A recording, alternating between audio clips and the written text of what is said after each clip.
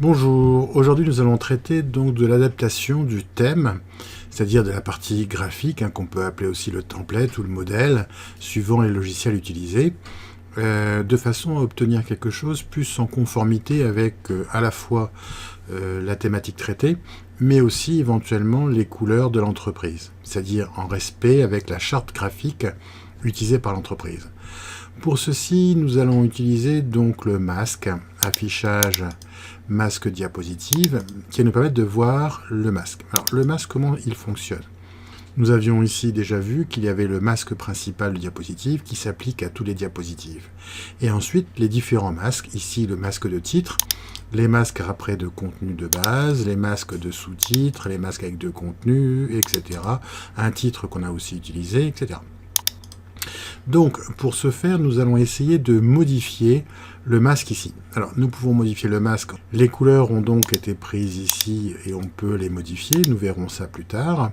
Par contre, il est possible aussi de choisir un arrière-plan différent. Alors, nous avons différents arrière-plans potentiels ici, mais on peut aussi faire une modification directe pour obtenir quelque chose de plus en conformité. Alors, nous aurions pu essayer de traiter à partir de rien, c'est-à-dire d'un diapo blanc, et ça aurait été peut-être un peu plus délicat à traiter que de partir de quelque chose.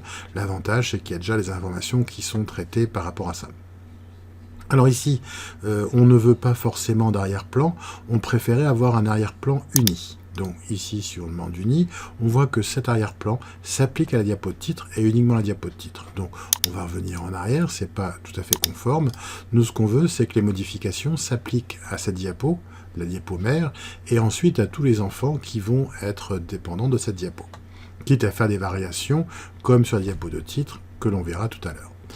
Donc pour ce faire, nous allons donc dans un premier temps récupérer le logo. Le logo a l'avantage de contenir un certain nombre d'informations sur la charte graphique. Nous allons maintenant insérer le logo. Même si le logo fait partie de la charte graphique, il n'est pas forcément l'intégralité de la charte graphique, mais souvent permet déjà d'avoir au moins les principales couleurs associées à la thématique. Donc, on va dans Insertion Image, et on va voir ici que nous avons plusieurs logos. Alors, principalement deux, un logo au format GIF et un autre au format PNG. Ces deux logos ayant des formats légèrement différents, je vous encourage à regarder la vidéo relative au traitement de l'image pour comprendre la différence importante. Alors ici, ce logo a de la transparence, mais uniquement sur un bit, et ici, il n'y a pas du tout de transparence, que le PNG peut éventuellement avoir un canal de transparence, donc permettant d'avoir une transparence de type alpha, qui va être donc avec un dégradé jusqu'à 256 niveaux de dégradé de transparence. Mais ça, revoir le cours sur le traitement de l'image. Nous allons prendre ici le logo de type PNG et nous l'insérons. Le logo est inséré ici, nous le mettons dans le coin de notre diaporama. Nous diminuons pour avoir un logo d'une taille nécessaire et suffisante. Le texte est passé dessous, donc nous allons demander à changer l'arrière-plan, mettre à l'arrière-plan notre logo. Malheureusement, le texte blanc sur blanc n'est pas forcément très lisible. Nous allons donc pouvoir prendre le petit texte et le modifier pour qu'il se passe ici. Si nous le souhaitons, nous pouvons même, en revenant ici dans l'accueil, demander à ce qu'il soit centré. Maintenant, il nous faut choisir la couleur de l'arrière-plan. Pour cela, nous allons revenir dans le masque diapositive et demander une couleur d'arrière-plan, toujours, qui va être une couleur unie. Alors cette couleur unie n'est pas tout à fait le même que celle qui est ici. Ce n'est pas grave, nous avons malheureusement pas dans tous les endroits, nous verrons par la suite, mais nous avons à certains endroits la possibilité de choisir une couleur par rapport à la thématique traitée. Nous avons aussi la possibilité de pipetter une couleur, et dans ce cas-là, nous pouvons avec la pipette aller choisir le bleu qui est ici. Nous cliquons et nous avons donc un bleu qui est là. Ce bleu obtenu est intéressant par rapport à ça. Alors je vais fermer ici pour agrandir et mieux voir ce qui se passe sur mon masque de diapositive. Ce masque de diapositive, je peux demander aussi à ce qu'il ait donc un titre qui soit plus lisible. Alors plus lisible, le blanc sur fond bleu clair, ça se lit, mais il est possible que, en fonction des contraintes visuelles que j'aurai, un reflet par exemple lors de la projection sur le vidéoprojecteur, que blanc sur cyan ne soit pas très lisible. Je vais donc demander à modifier légèrement ce format-là. J'ai cliqué donc sur le bord de l'objet et je vois que dans la partie format, j'ai un certain nombre de possibilités. Alors, remplissage du texte, couleur du texte, je peux demander son contour, je peux demander un contour et pourquoi pas demander à pipetter une couleur de contour. Je vais donc aller cliquer pour pipetter la couleur de contour qui est ici. Alors, ça nous permet d'avoir du blanc, un bleu foncé et du bleu cyan derrière, donc pas de problème de lisibilité. Si jamais nous voulons voir que le blanc se risque d'être un petit peu limite, il est possible, comme toujours, de demander à avoir du gras, ça permettra de mieux mettre en avant le texte. Il est aussi possible de demander à mettre un certain nombre de choses, comme l'ombre, et pourquoi pas une petite ombre portée, permettant de faire ressortir encore un petit peu le texte. Une fois que c'est fait ici, on voit que notre texte en dessous est lisible, mais qui pourrait être encore plus lisible si on avait quelque chose de foncé sur un fond blanc. Alors pour ça, nous allons demander ici la couleur, nous allons demander notre bleu déjà présélectionné. Nous allons choisir donc une forme ici dans Insertion. Nous allons prendre donc une forme qui va être pourquoi pas un rectangle au coin arrondi. Nous allons pouvoir cliquer et agrandir ce texte et agrandir cette forme pour qu'elle corresponde à notre choix. Cette forme étant, on voit ici la puce qui dépasse, nous allons modifier pour diminuer l'arrondi. Nous allons maintenant faire des changements de couleur pour avoir ici un blanc pour le fond, une couleur de contour sans contour, et nous pourrions éventuellement préposer un effet, pourquoi pas, autour, en fonction de nos contraintes par rapport à ça. Donc voilà ce que nous avons fait. Alors l'inconvénient, c'est que le texte est en dessous, il n'est pas visible.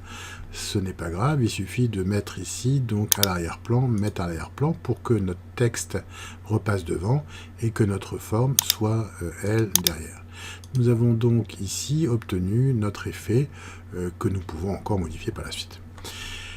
Si on regarde par rapport à ça, on a quand même un petit souci encore, c'est que notre titre ici est un petit peu déconnant. J'aurais préféré avoir comme sur le thème glénan.fr de base, à ne pas avoir de fond blanc ici, d'avoir mon logo plus gros, etc.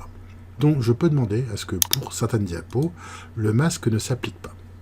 Je garde bien évidemment quand même les effets qui ont été choisis préalablement, mais je n'ai plus le logo par exemple, ni les objets rectangulaires. Je peux demander dans ce cas-là par le menu insertion une image, je vais chercher mon logo qui était présent, je le positionne en haut, je l'agrandis éventuellement un petit peu, je vais pouvoir aussi changer et modifier pour mettre mon style, mon titre plutôt devant, essayer de sélectionner le sous-titre que je vais pouvoir descendre pour le mettre derrière.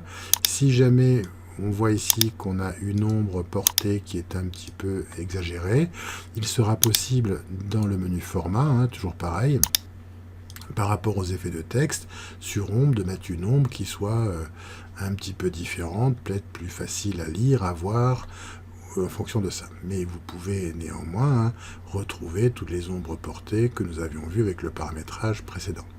Donc ici, je vais prendre un petit classique, juste une ombre portée par rapport à ça.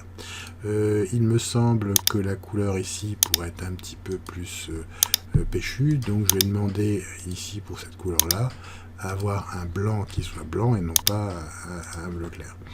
Donc voilà notre titre obtenu. Si je regarde de diapo en dessous, je m'aperçois que les diapositives de sous-titres ne sont pas bien. Donc il faudrait que j'applique les mêmes modifications. Néanmoins, pour des questions de timing, je ne vais pas le faire, d'autant plus que je n'utilise pas dans mon diaporama de diapositives de sous-titres. Alors, tout dépend de ce que vous faites. Si c'est un diaporama, si c'est un modèle de diaporama qui a fonction à être utilisé dans l'entreprise pour l'ensemble des personnes, il faudra bien évidemment s'occuper de l'ensemble des diapositives de masques, y compris les sous-titres. Si par contre c'est pour votre propre diaporama, vous pouvez très bien n'utiliser que les diapositives de titre. Ici nous avons la possibilité de voir que certaines modifications sont apportées, mais que les couleurs ici ne sont pas très en corrélation avec le reste des couleurs. Donc on peut, pareil, demander ici à modifier les couleurs. On voit qu'il y a un certain nombre de couleurs qui sont disponibles, et en se déplaçant, on s'aperçoit que certaines modifications sont apportées, mais on peut aussi demander à personnaliser les couleurs. Alors, personnaliser les couleurs va nous permettre de changer un certain nombre de choses. Ici, cette couleur bleue, par exemple, c'est la couleur d'accentuation numéro 1. Donc, rien ne nous empêche de cliquer dedans pour essayer de prendre une couleur qui soit en rapport avec celle obtenue. Alors, l'inconvénient par rapport à ça, c'est que cette couleur doit être en conformité avec le thème graphique, et que nous pouvons utiliser soit du jaune, qui serait quand même péchu, un bleu foncé qui serait péchu aussi. Je vais préférer, moi, utiliser un bleu, ce bleu-là. Alors, soit ce bleu-là, je l'ai, soit éventuellement, je ne l'ai pas. Sinon, je peux utiliser un bleu clair, qui est un cyan, mais qui ne va pas forcément correspondre à mes attentes. Ici, vous remarquerez que n'ayant pas la pipette, je vais devoir demander ici à sélectionner la couleur et faire des modifications. Alors, les modifications sont apportées manuellement. J'ai bien sûr noté au préalable mes couleurs, donc qui étaient 0, 173 et 239. On voit que donc il n'y a pas trop de différence entre nos deux couleurs ici. Une petite légère différence, c'est que le cyan aurait pu être appliqué sans aucun problème. Donc je valide. Je demande à enregistrer, éventuellement je pourrais, alors j'aurais pu faire des modifications sur l'ensemble, par exemple les hyperliens visités ne sont pas terribles non plus, donc je peux demander une autre couleur, et dans ce cas-là je vais pouvoir demander du 0, 27 et 84, toujours compris entre 0 et 255, normal, tout c'est stocké sur 8 bits. Je vois ici entre 0 et 84, et j'ai donc un bleu, le bleu foncé que je vais obtenir. Donc du lien hypertexte ici qui ne sera pas forcément toujours très lisible non plus, donc je peux demander autre couleur. Je peux aussi demander à mettre du 0, donc toujours pareil, le même bleu, 27 et 84, mais rien ne m'empêche de diminuer la luminosité de façon à avoir quelque chose qui soit plus conformité. Alors, soit diminuer la luminosité, soit éventuellement de changer la palette dans un sens ou dans l'autre. Je peux changer en mettant soit le modèle TLS, alors je vais venir avec mon 0, 27, 84, et ici, si je demande à basculer dans le modèle TLS, soit je peux changer la teinte, la saturation, c'est-à-dire que je peux demander une couleur plus saturée, moins saturée, donc descendre ou monter ici par rapport à la saturation, de façon à avoir une couleur qui soit une couleur plus saturée. Alors ici, ça n'apporte pas grand-chose, bien évidemment, puisque la couleur est quand même relativement foncée. Et de ce fait, on n'a pas trop de différence. Mais je peux augmenter la luminosité ici, ou prendre le curseur ici et augmenter la luminosité pour obtenir une autre couleur. Donc tout va dépendre des couleurs que je veux. Il est préférable d'avoir demandé au graphiste, si vous avez disposition à le faire vous-même, d'avoir quelque chose de cohérent. On peut aussi, comme pour certains sites, avoir les mêmes couleurs pour lien hypertexte et lien hypertexte visité. L'inconvénient, c'est que vous ne saurez plus ceux qui ont été visités. Mais c'est encore un autre choix. Ou alors, demander à mettre la couleur bleue pour les liens hypertexte visités et une couleur qui soit totalement différente. Par exemple, retourner avec notre bleu clair, qui permettra d'avoir un bleu clair et donc de bien voir ce qui a été visité de ce qui ne l'est pas. Je peux donner un nom à cette palette et je vais pouvoir l'appeler Glénan, par exemple. Et je demande à enregistrer cette palette. J'ai donc fait un modèle ici qui peut correspondre un peu mieux à ce que je souhaite. Si je désactive le mode masque, je vois ici que j'ai donc mes différentes diapos qui sont là présentes. Je pourrais changer encore les couleurs, il n'y a pas de souci là-dessus. Je vais pouvoir aussi demander éventuellement à appliquer d'autres choses. Alors appliquer d'autres choses, c'est-à-dire que... Alors gardez ce modèle-là comme base. Je vais donc dans un premier temps demander fichier enregistrer sous, parcourir pour l'enregistrer, et je vais dire que ça s'appelle 1.11 modèle. Ou thème, parce que modèle... thème. Et puis thème, on peut donner un nom pour avoir quelque chose de plus cohérent. Thème Glénan. Ok, c'est enregistré.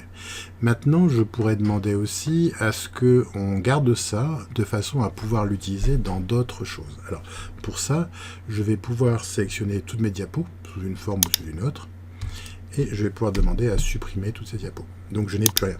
Si bien sûr je demande une nouvelle diapo, on s'aperçoit que la nouvelle diapo intègre les modifications qui ont été apportées. Je peux demander fichier enregistrer sous. Pareil, je vais demander à garder un nom, et là je vais l'enregistrer non pas au format PPTX, mais en un format qui est le format POTX, alors qui va me permettre de créer un nouveau modèle par rapport à ça. Je vois qu'il y a déjà un modèle présent dans mon diaporama, et je l'enregistre. Alors si jamais j'avais eu une version pour PowerPoint 97-2003, s'il y a une très vieille version, je pourrais aussi l'enregistrer, c'est des formats POT simplement. J'enregistre, et donc maintenant j'ai un diaporama que je pourrais créer, générer, qui ne contiendra rien du tout, pas grand chose, et quand je demande une diapo, et je peux changer le format, je m'aperçois que toutes les modifications apportées sont disponibles ici, me permettant de pouvoir modifier ce que je veux et d'avoir donc quelque chose en conformité avec la charte graphique que j'aurais mise en œuvre sur ce diaporama. Voilà terminé la partie thème. On aurait pu bien sûr faire quelque chose d'un peu plus long, d'un peu plus complexe, mais ceci vous permettra au moins de pouvoir adapter le thème choisi aux couleurs de votre entreprise.